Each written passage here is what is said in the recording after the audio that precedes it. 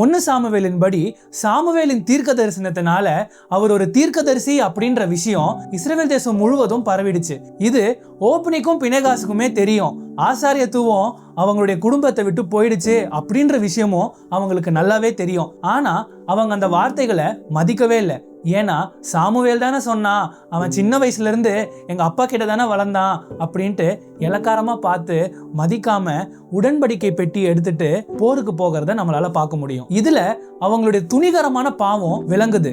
ஏன்னா கர்த்தருடைய வார்த்தையை மதிக்காம அவருடைய எச்சரிப்புக்கு செவி கொடுக்காம போகும்போது அவங்க கொல்லப்படுறத நம்மளால பார்க்க முடியும். இதுல இருந்து நம்ம ஒரு பாடத்தை கத்துக்கலாங்க. கர்த்தர் நம்மளை எச்சரித்த பிறகு நம்மளை தாழ்த்தி அமைதியா இருந்து அவர்கிட்ட போய் மன்னிப்பு கேட்கணும். இல்லைன்னா துணிகரமான பாவம் செஞ்சு மரித்து போன ஓப்னி பினெகாஸ் மாதிரி நம்ம வாழ்க்கை ஆயிடுங்க.